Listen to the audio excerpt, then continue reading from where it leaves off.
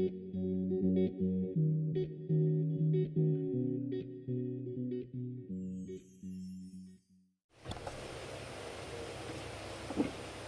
everybody, and thank you so much for attending the summit, and a special thanks to Chester and Walter for the initiative. I'm sure this quote will resonate with us all. My hero. In order to discuss my plans for the future and to tell you what I have been doing, I just need everybody to understand the platform with which we are actually working on. These stats have been taken from the Marcel School, the high school, and I think stats always speak to itself. Sherry, the laser, not working. Apologies, I just need to explain.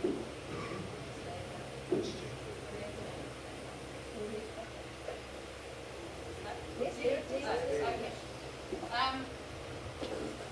So the angle here is a little bit tricky. If I can just, that grade 1 class.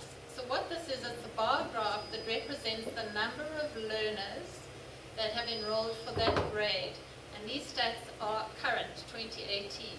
So what I need to explain to you is that the grade R class is optional, and that feeds on what Marion and Sherry and Sandy was saying, in that at the lower levels, grade R is optional, and not a lot of learners are getting that, in which case when they move on to grade 1, they are not of a standard that should be. I have taken stats from grade 1 to grade 10. You'll see that there are many spikes in those particular learning areas, and the reason for that is that a child is only allowed to fail one standard per phase. So when you see a spike, you will have a lot of repeats in that particular grade. Now, why I've used grade 1 to 10, because the dropout rate after grade 10 is huge. So to incorporate grade 11 and 12 stats into my calculation, well, those are outliers, it'll just distort the stats. So in taking the average number of learners per grade from grade 1 to grade 10, we are looking at an enrollment of 75 learners per grade. And in calculating on that, it translates into the fact that in grade 11, only 40% of all students that have enrolled in school will actually move on to grade 11. And that is extremely worrying. Grade 12, we have a further drop-off, and in grade 12, only 36% of learners who actually began grade 1 will end up attending grade 12 classes. And the worst part of that is, out of the current 27 learners, we are expecting 2 learners to pass. At the end of last year, there were 2 learners out of the entire matriculation class who passed, which means then when we're sending our kids off to grade 1, we are expecting 2 learners to get matric, which is totally unacceptable, and something needs to be done. I believe that the stats at ICOM are better than the ones at Marcel, but there are a lot of reasons for this, and I would also just like to have a look at that before we move on. I won't go into detail on this, but it's just, for those of you who are not in education, there are 3 levels to passing matric. One is a higher certificate pass, the second notch up is a diploma pass, and the third one thereafter is a bachelor's degree pass. At Nombabuka last year, they had 1 in the higher certificate pass and 1 in the diploma pass. The reason I have put this slide is to show you how important the maths is. Maths is a compulsory subject for matric, either in the form of mathematical literacy or in the form of core mathematics. So we cannot do what we did in our day at school and say, well, if you're not good in maths, you don't have to do it. All of our learners have to proceed with a form of maths in order to pass grade 12. So it's critical that we sort the problem out. If anybody wants to know more details on the pass rates, I'll be happy to send you the info. All right, looking back, pre-2014, my husband and I were living in Joburg. We used to pack trailers up and head our way down to the coast, bring down as many resources as we could from the schools. I would collect them at the school where I was at calculators, stationery, etc., and we would deliver them to the school. The headmaster at the time, Joe Piccoli, used to contact us, and I would send resources through, past papers, any media I could from the various schools. When we moved on here, I got involved immediately at the high school. Began teaching at the high school, which for various reasons wasn't conducive to learning for the matrics. It was after hours, there was no electricity, sometimes no glass in the classroom windows. I took the matrics to the house. My husband and I used to go and collect the matrics and take them through to our home in Bushmans River, and we would have afternoon weekend lessons at the house. This continued in a very rigorous capacity for the first year, and we then identified a few really bright learners from the 2014 matric group. In particular, one child, a young boy, we approached Jonathan Trafford from Kingswood, who very generously allowed this child to go to Kingswood for a post-matric course. He then managed to convert his diploma pass into a bachelor's pass, and he's currently studying at NMU. Two other matrics in that year went on to Gadra to upgrade their matrics, and we were very fortunate in that we could help with some accommodation and some of the fees. My concern with what we did there was that it isn't sustainable and it's reaching too few children, and a different model has to be sought in order to move forward. I continue to teach on demand at the home in both Marcel and in Eckham, as well as both libraries and as well as the orphanage or the safe house in Marcel. Due to some personal circumstances, I've remained working at home for the last year, and what I found is a new model is being born, which I think is going to be the most sustainable of the lot. I have started putting past papers onto DVD, which I then copy off and deliver at all the schools and at the libraries, and if any learners want them on request, I will provide them with a copy. And I'm going to discuss why I feel that that's a better model. So, looking forward, I'm refining this model, which I will go into. However, there are certain principles which I believe any future models need to be based on, which echoes what Martin was saying earlier.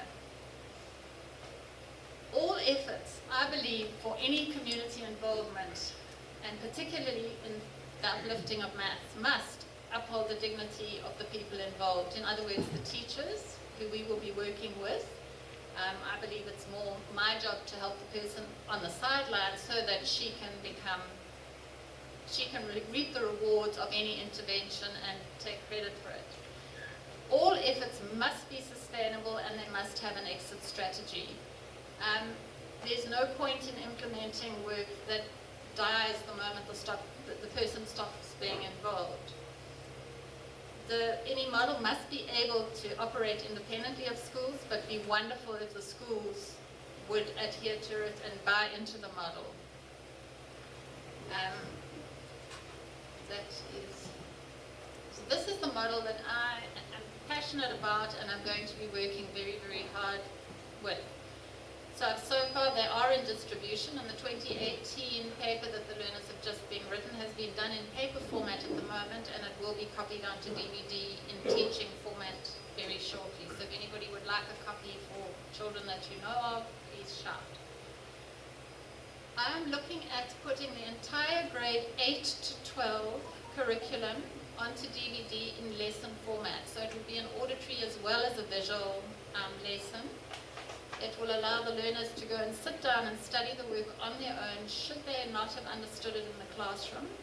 I have worked on the non-technical aspect of doing it on a DVD because I believe most homes have got a TV in them, and children hopefully will be able to do this at home. However, workstations at the local libraries and the local schools will be able to promote the product as well. And I'm hoping that I can get the municipalities buy-in to insist that there is a workstation at all of the libraries. Time factor, obviously, with closing of libraries is a bit of a problem when matrics need to learn in the evening, so hopefully the matrics can have theirs at home. All the work will be CAPS compliant, which is in accordance with the current I estimate a rollout time for grade 8 to grade 12 curriculum on these DVDs to be 2.5 years. Considering each grade has got 5 hours of maths per week, if I'm to cover the entire content, that will take approximately 2 to 2.5 years to complete. But the request from the school in Marcel is that we begin with grade 8 and 9 and then top up with the matric pass papers in the meantime. So to summarize, it'll be both a formative and a summative program, and we'll get both going at the same time. My aim in doing this is to create diligent, motivated, competitive learners who are self-driven. Now we all know, having those of us who've had teenage kids, they love to blame. And if the teacher didn't come to school, well, I've got no homework, it's not my fault, what's the problem? And one of the biggest things that I say to these kids, it might not be your problem if there is perhaps substandard teaching happening at school, or no teacher because of the rural place we live, there isn't a maths teacher in matric. But unfault, it's not your fault that it has happened, but it is your problem and you need to fix it. And we need to create something that can take away any blame, which is very normal to our teenage children. With regard to why I've called my talk tertiary learners as well, is the 2% that we are saying might move on to tertiary education is going to be this formal route. So we need to, for 98% of the rest of them, we have to look at other options. And this is where I think the community needs to come together, and I can perhaps assist on the math side in creating programs to assist for certain jobs. We need to identify what Kenton needs, the greater community of Kenton and the greater community of Bushmans. It's been requested that hospitality training, elderly care, hairdressing, welding, motor mechanics, and so forth start to happen. Some form of training starts to happen. Now, I know sending people off to the various institutions costs money. There's no reason we can't bring trainers to Kenton. Looking after an elderly father at the moment, we are struggling to find carers. And there's just one incident. If a course that we find requires maths, I'm more than happy to get involved with the stakeholders and develop or support in form of the maths education. With regards to the 2% of the learners that I'm dealing with at the moment, if they get to certificate, diploma or degree courses, then we will need as well to make sure that there are bursaries in place, and bursaries in the form of food as well as accommodation wherever they get. Possibly a UNISA option is something we could look at with some sort of satellite campus here. And then finally, in terms of non-formal academic qualifications, I'm sure you all saw this picture in the latest tot. This is exactly what I'm referring to, the Red Apple initiative, where Liel Fillon registered some of her learners in the hospitality industry. So I think we need to identify this and we need to move on. And in closing, please ponder the following quote. And I think when we talk about passport to the future, for tomorrow belongs to those who prepare for it today, we're not only referring to our learners, we're referring to us as a community. And we need to put our minds together and do as much as we possibly can, because this is a very, very